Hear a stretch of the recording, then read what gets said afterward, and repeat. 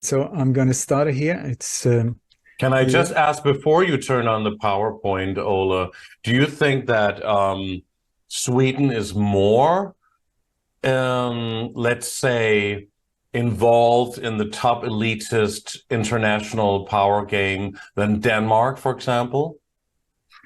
yeah, that's a really good question, and absolutely yes. Not as a nation, but there is especially a family called Wallenberg who is just unbelievably powerful behind the scenes with their international network of businesses like Ericsson and Investor and ABB and SKF, and they're all over the place. And their motto is Esse non vedere, to rule or without visibility, to be in the background pulling the string. And that is exactly what they do.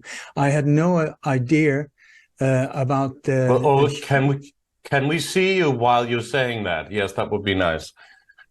Yeah. So you talk about this family called Wallenberg, and I yeah. think you mentioned this before. They're more powerful than any family coming from Denmark. Is that what you're actually saying? They're more involved in the top elitist game. I would say they're above the Rockefellers, they're above the Rothschilds. Yeah, I know. What? Yeah, Really? yeah, Are they're you? above. People like George Soros is working for them. It's the structure. I had no idea. It's only the last few years that I've started to look into this, and it's just been absolutely mind blowing. And I think I'm speculating now. This is pure speculation, but companies like BlackRock and Vanguard, that are, when you look on a global scale, are the most powerful companies with tentacle everywhere. When you start questioning who is behind these companies, I can almost, I mean, you can chop off my right arm if I'm wrong. The Wallenbergs are way up there, way up in the background behind these companies and in the structure in the world and the control. Unbelievable, That's unbelievable. extraordinary. I had no idea about that. I mean, yeah, I know that you've mentioned them before, and I think they're involved in a supermarket chain, or maybe not. That maybe that's another thing. But I didn't think it was, as you say, bigger than the Rockefellers and the Rothschilds. I mean, that's incredible. Do you think they're behind people like Greta Thunberg, Greta Yeah, Thunberg, and all these yeah. people? I mean, Greta Thunberg is just one psychological operation on a lower level.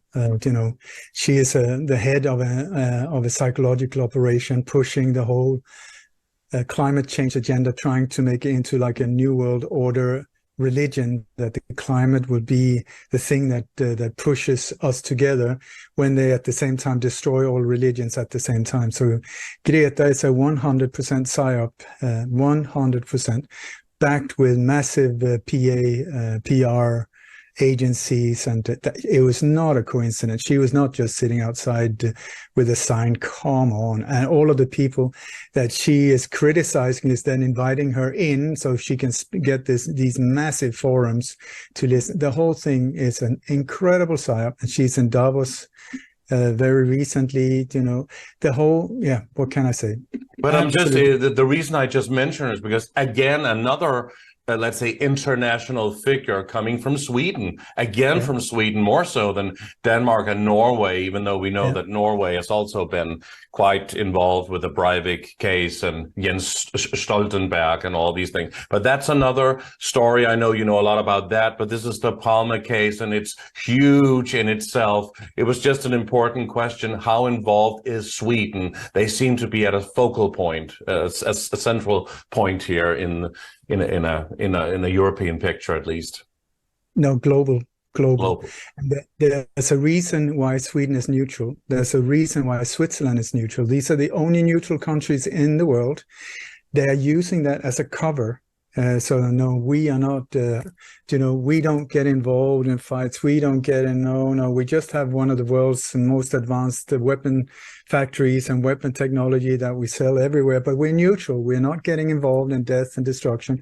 Once you start seeing, and also the way they control the infrastructure of the internet through the whole digital control grid, where Ericsson is world leading in that whole thing. Also the development of 5G, which is also Ericsson, and where all of these intelligence agencies with the surveillance, all of these, they rely on the technology of Ericsson for the surveillance.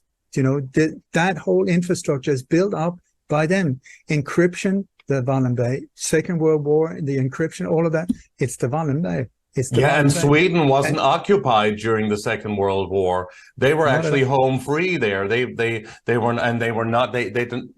a lockdown during the past few years. Again, they had a free pass, and also the climate change agenda starts there, the feminist agenda, the transgender agenda. We see all of those things coming actually first from Sweden before they move into Denmark, this country. Yep.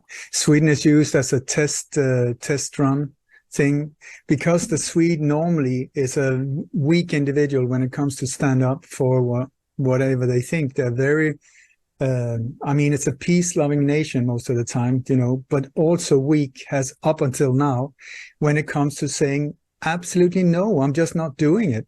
So they've been using Sweden to test all of these things. How far can we push it? We test it out in Sweden, and when will they say stop? When will they say stop? Boom. Okay, that's when they stop. And that's way down the line. And then they say, okay, now, because Sweden has this beautiful reputation, we will just use it as like a poster, a beautiful poster. Like if Sweden will do it, then why would you hesitate? So all of these things, when you look historically from the First World War onwards, there's always a Swede in the background. I never noticed that before. There's always a discrete Swede in the background, and all the big things in the world are Swede in the background, connected to this family. It's and then you have Sweden neutral there. You got Switzerland neutral, where they could hide the stash. All these the incredible riches dipped in blood, diamonds, all of that in the banking system. Just push it down there, hide it there. But they're also neutral, so you can't say anything. No. They don't want to get involved. They're just hiding the stash.